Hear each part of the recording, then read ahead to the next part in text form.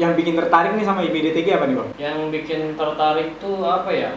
Kita lihat dari video-video yang di Instagram sama YouTube tuh mesinnya tuh apa ya, lebih presisi lah. Lebih presisi ya? Lebih enak aja gitu.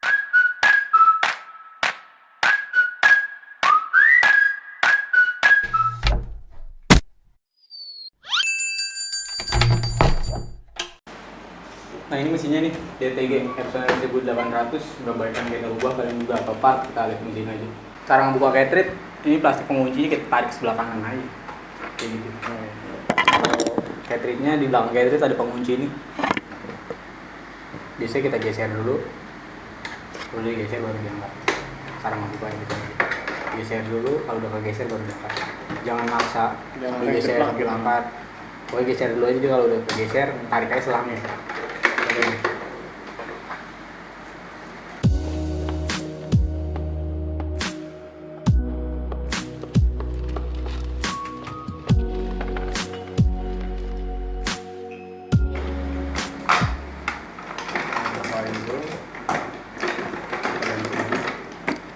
Nah ini cartridge tambahan nih buat membersih head sih, pemasangan head sama aja.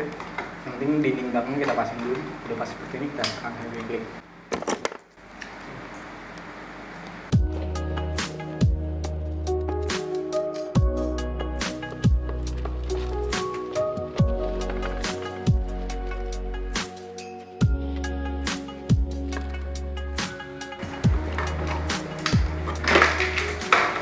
Nah ini simulasinya Bang. Ketika mesin dalam kondisi mati nanti tampilnya seperti ini. Yang terpasang di head cartridge isi cleaner, nanti kita isi cairan cleaner, cartridge isi tinta yang di luar, tabung tintanya tertutup semuanya, sama keran tintanya juga tertutup ke bawah begini dia tertutupnya. Kalau beroperasi ngebuka ke atas. Jadi langkah awal ketika kita mau ngidupin mesin, paling pertama kita lakuin adalah kita buka jepitan selang pembuangan. Setelah udah kita buka, kita taruh di wadah pembuangan. Nanti mau diganti pakai wadah yang lebih besar juga nggak apa-apa. Setelah udah kita buka jepitan selang pembuangan, kita standby cartridge tintanya.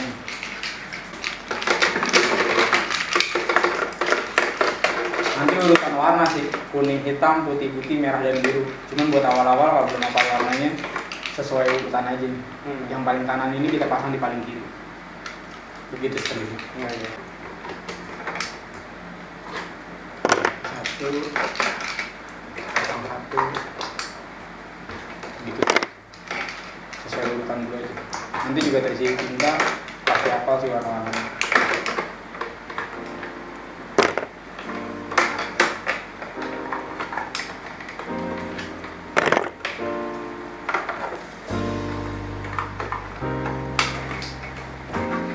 Setelah udah baru kita nyalain mesinnya.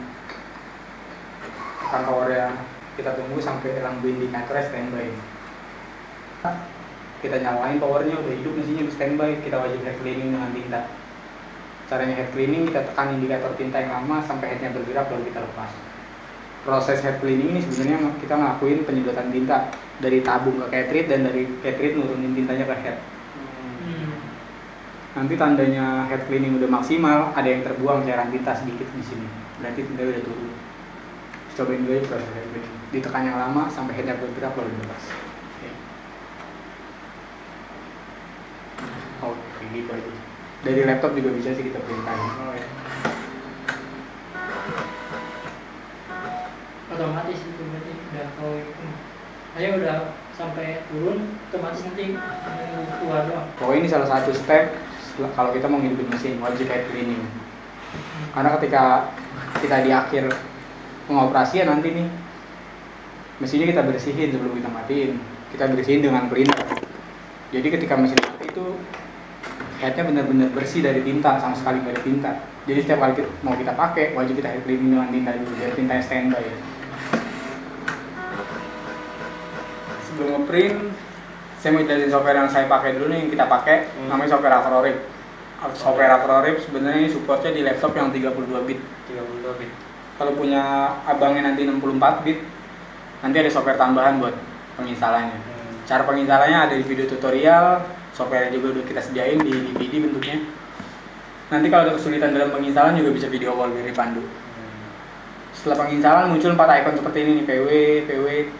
Cuma yang kita pakai cuma satu yang ada tulisan Acrorip White versi 7.0 ini aja. Yang lainnya cuma krekannya aja itu software pendukung. Tapi jangan sampai dihapus. Nah ini kita klik.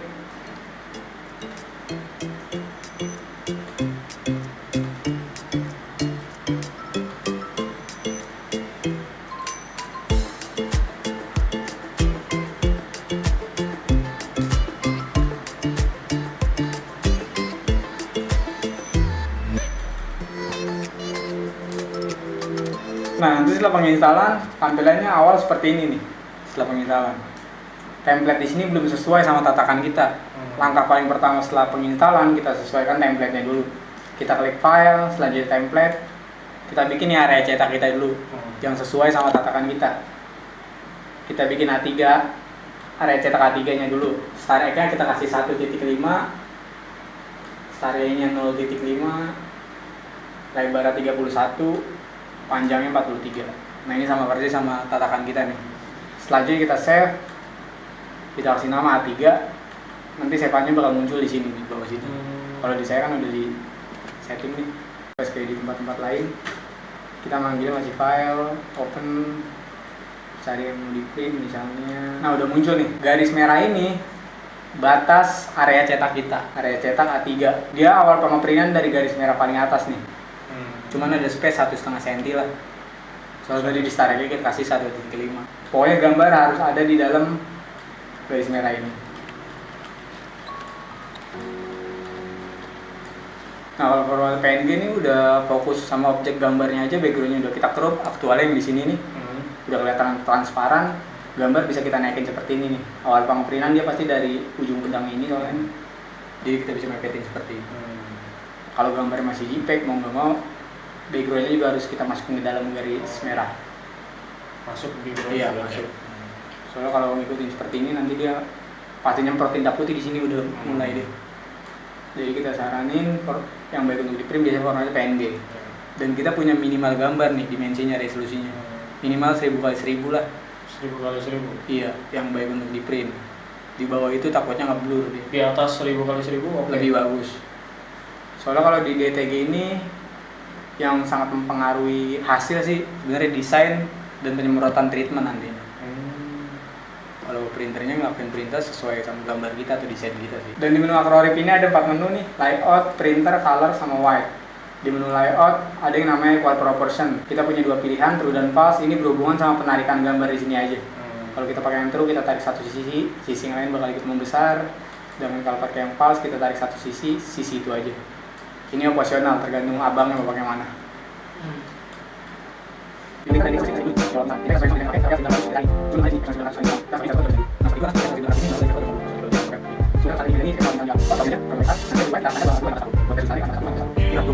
Selanjutnya kita print.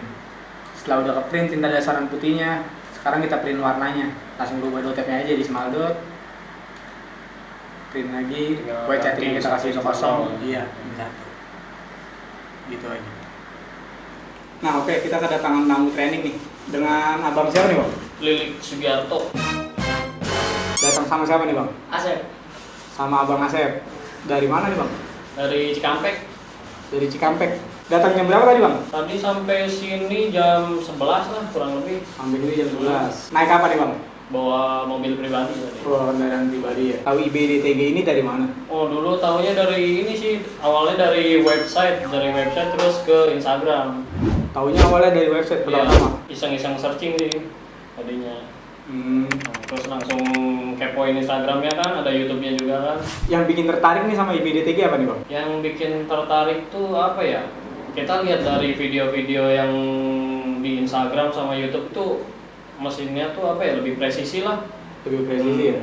Lebih enak aja gitu. Sebelumnya pernah review produsen DTG lain nggak bang? Oh belum pernah sih. Belum pernah. Langsung tertarik sama Langsung IB nih. tertarik aja dari awal lihat. Emang kesehariannya awalnya ngapain nih bang? Saya mahasiswa. Mahasiswa. Ya. Abang ini yang satu lagi bang Asep? Kerja sih, PT Kerja juga. biasa awalnya. Kerja di pabrik. Yang bikin tertarik bikin usaha kayak gini apa nih? Ya pertama sih kan karena umur juga ya. Dari umur juga kan, umur juga udah kepala 2. Yang ini juga udah punya omongan, udah punya buntut. Jadi kita lebih ngincar ke usaha clothing kan.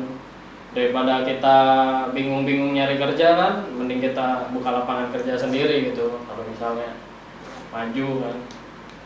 Nah kira-kira menurut Abang Lilik sendiri nih di daerah Cikampek pasar buat usaha clothing kayak gitu bagus nggak nih Bang? Bisa nggak? Wah, kemungkinan bagus ya, soalnya masih minim banget yang jualan kayak gini nih. Jadi masih banyak yang pesan dari daerah luar gitu. Nah nanti awal-awal kira-kira pemasarannya gimana nih Bang Lilik? Ya kalau pemasaran sih kita kejar targetnya itu kayak anak sekolah, kayak anak-anak pabrik, pemilik catering kayak gitu segala macam sih. Kayak pemasaran lewat online, Instagram, ya begitu. Niatnya buka toko offline juga nggak nih? Ya buka sih. Sekarang lagi mulai ya Sep ya. Lagi mulai dibangun. Namanya apa nih nama tokonya? Ya. Kalau mau dipromoin kali? Ya namanya Tufor. Tufor.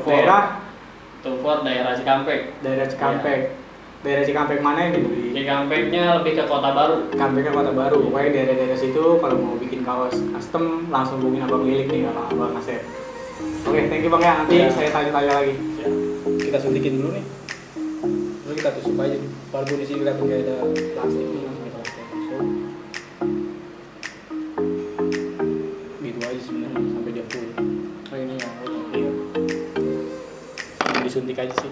Setelah udah kita isi semua, kita mau matiin mesinnya pertama kali kita tutup nih. Karena tabung tintanya. Karena tabung kita. Dan semua tutup tabung tintanya juga kita tutup karena udah gak mau kita gunain.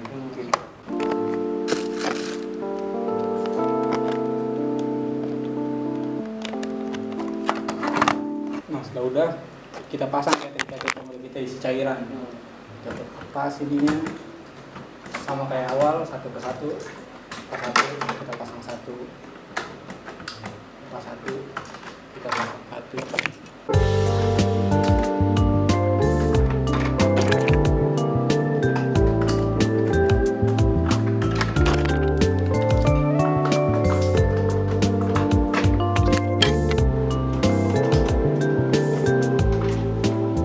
Nah nantinya di rumah masih kosong nih, ngisi tintanya di rumah nih. Buat awal pengisian tinta dapat nih 100 ml semuanya ya. Include 100 ml semua warna CMYK dan tabungnya juga tabung 100 ml sebenarnya. Cuman kita saranin pengisian maksimal 70%-an aja lah. Soalnya tutup di samping takutnya dia tumpah layaknya tintanya. Sesuai warna kuning hitam, lat cyan sama lat magenta ini kita ganti jadi putih-putih. Putih kita 2 tabung, cuman yang include baru 100 ml jadi langsung kita bagi 2 aja biasanya 50%. Jadi di rumah setelah udah diisi tinta, biar tintanya sampai ke catering itu biasanya head cleaning. Semua printer biasanya. Jadi biasanya buat awal aja saya bantu sedot secara manual nih. Udah diisi tinta, buka keran tabungnya, semua tutup tabung buka. Warna sebenarnya kuning hitam, putih-putih, merah dan biru. Di rumah nanti kan biasanya pakai satu suntikannya ini biar nggak ribet juga. Buat penyedotan awal, warna muda 2 yang ditarik, tusuk aja sama kayak ngisi cleaner sih, cuman ini disedot. Posisinya kayak gini, biar nggak kena ujung ininya.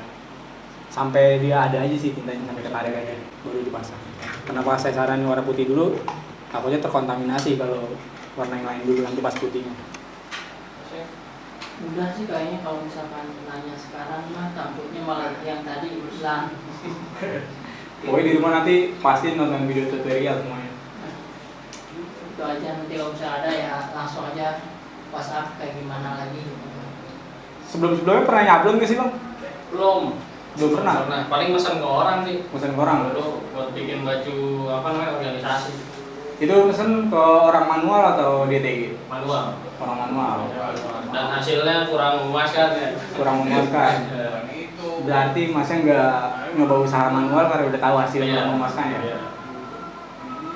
Pernah ke produsen DTG lain nggak sih Mas? Review, ngeliat-ngeliat? Nggak pernah. Nggak pernah? Nggak pernah. Tapi tahu ada produsen DTG selain kita? Ada tahu. Cuman Kayak- waktu dulu itu pernah ke Bekasi ya, kita mau lihat-lihat buat ini bukan printing baju sih, lebihnya ke spanduk dulu. Iya. Nah, cuman asal tahu aja di situ tuh bisa proses pembuatan apa namanya printing DTG. Cuman nggak pernah mampir gitu, tahu aja. Alhamdulillah.